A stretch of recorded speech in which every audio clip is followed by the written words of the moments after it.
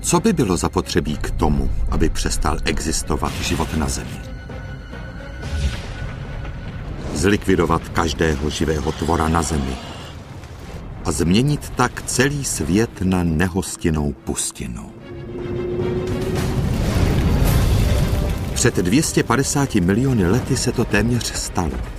Jako výsledek největší sopečné apokalypsy, jakou kdy geologické dějiny Země zaznamenaly.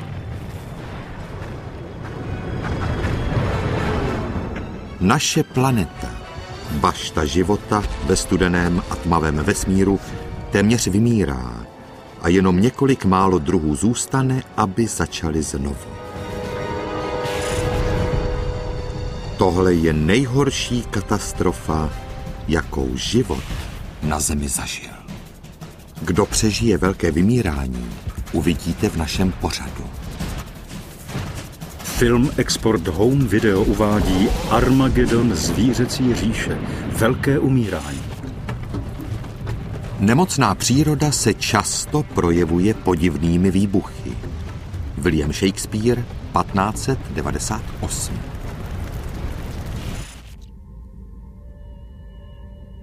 Před 250 miliony lety, v období prvohor známém jako Perm, svět, jako známe dnes, ještě neexistoval. Neexistoval ani svět dinosaurů. Trvalo ještě miliony let, než se objevili na Zemi. Veškerou souš tvořil jediný kontinent, nazvaný Pangea. Tohle místo, které po 150 milionů let tvořilo útočiště života, bylo na pokraji zániku. Je důležité pochopit, že život se přiblížil nejblíže k úplnému zániku a vymření na konci Permu. Kdyby nastaly ještě větší katastrofy, my bychom tady nebyli. Nic živého by tady nebylo. Ale teď je Pangea tropický ráj plný svěžích lesů, osvěžujících potůčků a tvorů, kteří vypadají jako ze science fiction. Mají stejně exotické tvary jako jména.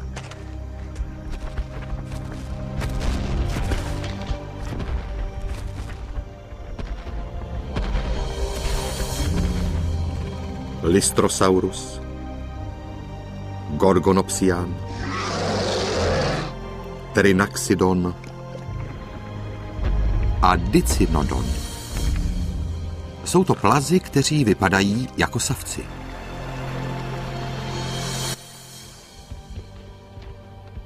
Savcovití plazi jsou dávno zaniklou skupinou obratlovců, zapomenutou proto, že o nich nikdy nebyl natočen žádný populární film. Nejsou to savci, protože mají jinou stavbu kostry. Mohli nebo nemuseli být teplokrevní, ale my si myslíme, že byli. Mohli, možná ale nemuseli rodit živá mláďata. Je to bizarní a málo známá skupina, která je dalece vzdálená od světa zvířat, jak ho známe dnes.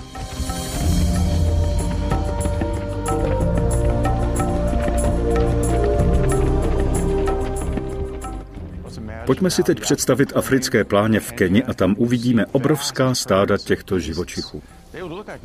Z dálky vypadají jako savci, predátoři, ale jakmile se přiblížíme blíž, tak vidíme, že tohle nejsou žádní opravdoví savci. Tihle vypadají jako savcovití plazi. Na konci Permu tento zapomenutý svět vzkvétal. Země představovala místo míru a blahobytu. Pro plazy to byla rajská zahrada. Svět byl mnohem jednodušší, protože dnes jsme zvyklí na to, že na každém kontinentě žijí jiná zvířata, ale v Permu všechna žila všude, ať na jihu či severu, všude žili stejní živočichové. V teplém a mělkém oceánu, který pokrýval zbytek planety, se to také hemžilo životem. Jak se pohostinný svět proměnil v tak nepřátelský, že 90% všech zvířat na zemi i ve vodě navždy zmizelo.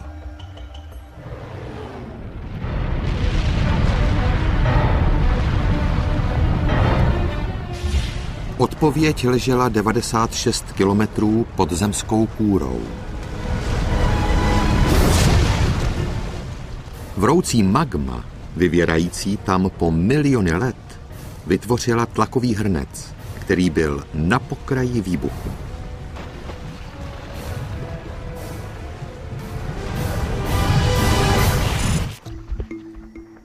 Ale obyvatele Pangei žili v blažené nevědomosti a netušili, co se chystá.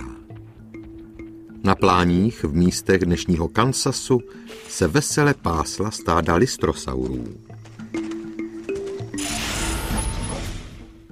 Tito tvorové velikosti prasete měli ostré čelisti na spásání rostlin a dlouhé kly a drápy na vyhrabávání kořenů a hlíz.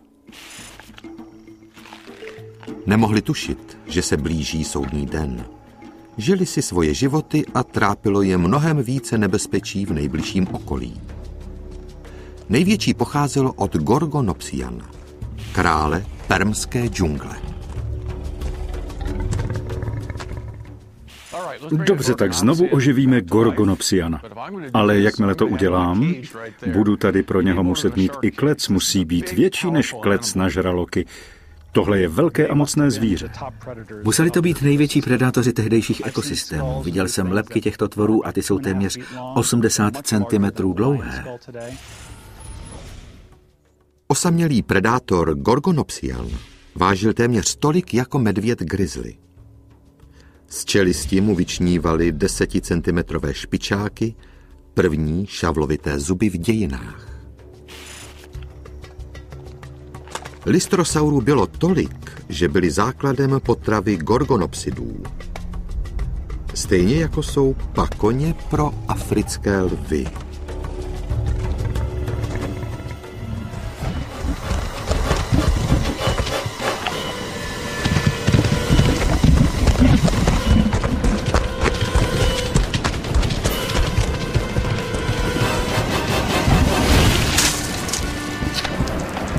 Gorgonopsian je vynikající lovec, ale špatný řezník.